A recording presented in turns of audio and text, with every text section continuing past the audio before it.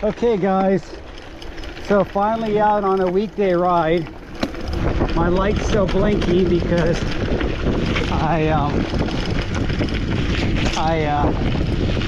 haven't turned it off from the road right over here, but it's nice to be out on my gravel bike.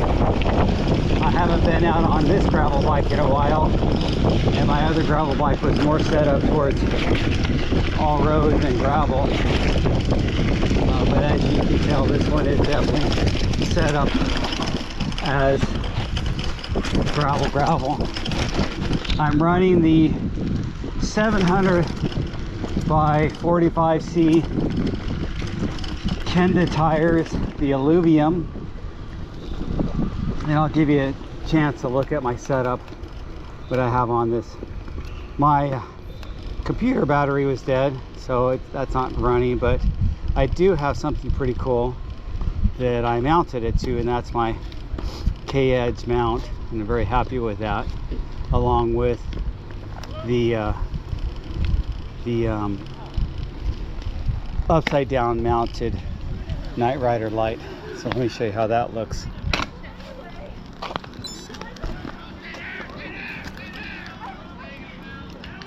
There we go. So it's a closer look at the K-edge. It's kind of dark, but it's really nice, really nicely made. I might put a little bit of tape underneath the bar there, but I didn't clamp it down too hard. And then it has the upside down mount for the light that holds your Night Rider light. And then, oh, did this run out of battery already? I guess I ran out of battery on that already. I thought I had it fully charged. But then I have my rear light and XT R pedals, and this is the new bar tape with no tape on there to hold it down. It's completely held down in place, and it came out pretty good. That was a little bit tricky getting around my dropper post lever. So let's take this out for a ride, and let's talk a little bit about bigger tires for gravel biking. And I'm a fan. I am a fan to the end for that.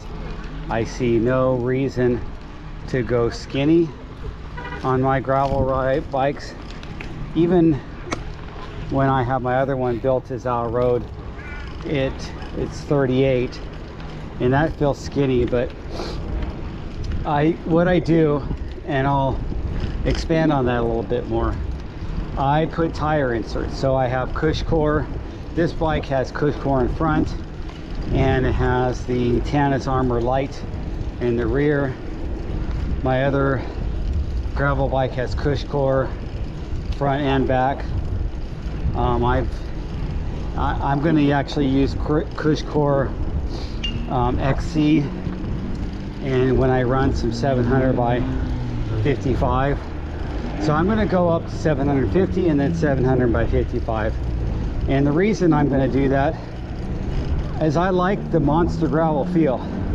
And yes, it's a lot of personal preference, but I also think it comes down to what your intentions are. It comes a lot down to that. So my intention is to get off the beaten path and not be intimidated by loose dirt and ruts and anything like that that might intimidate you with skinnier tires. My intention is also to have comfort. I like to be feeling like my ride has some give to it, and it's comfortable, and it's not beating me up the whole time. Like you guys know, I've done a bunch of century rides, and I don't feel so beaten up after my 100-mile ride. I feel fine. I mean, of course, the cold plunging afterwards helps, but I don't feel like I need these weight savings and the lower rolling resistance of a skinny slick tire. I think I do just fine with the bigger tires. And there are bigger tires out there that have a semi-slick type pattern. There's actually a lot of those tires, because when you start getting into 2.1s and stuff like that, which is essentially what a 700 by 55 is, you get into the low range of 2.0 and 2.1 XC tires for mountain biking.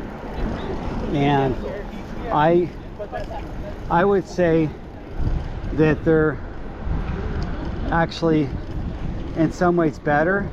Just depends on what you want. If you actually want, you don't mind replacing your tires and you're not looking for the extra durability that the gravel bikes will probably build into them. I think the gravel bike tires build more toughness into them than the mountain bike tires, depending on what you get, because the mountain bike tires are kind of made for race day only, and in a mountain bike race is such a short race, they don't build the extra casing protection.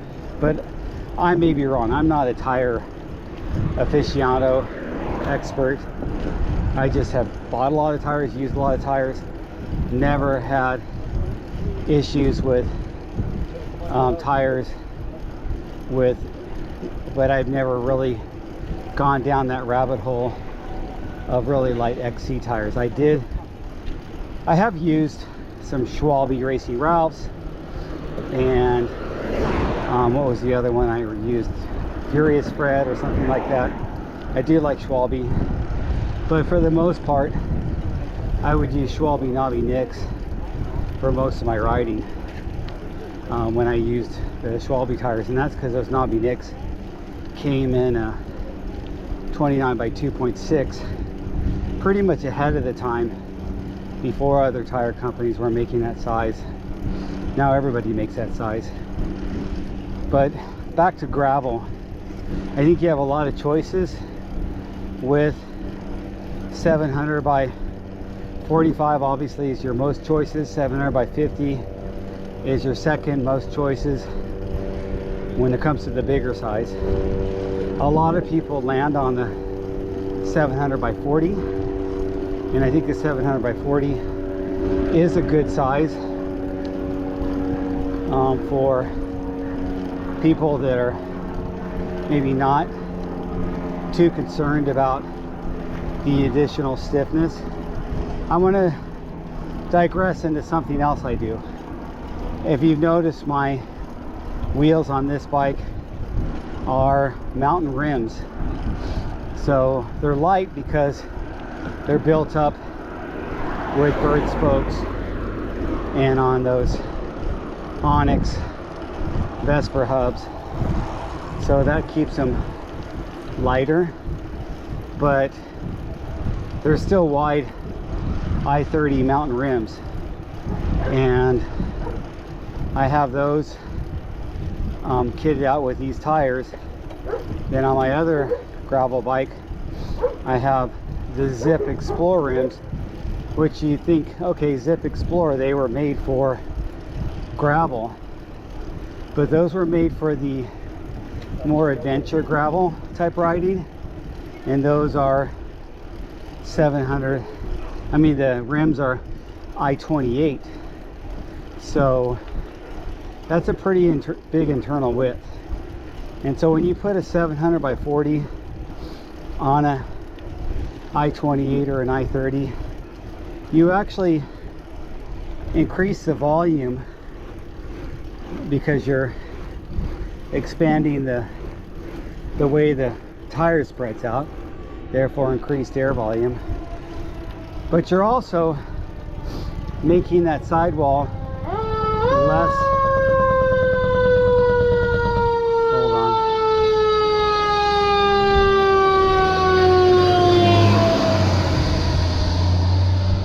You're making that sidewall less light bulbish, if you will. And so that sidewall being spread out like that is a more secure sidewall.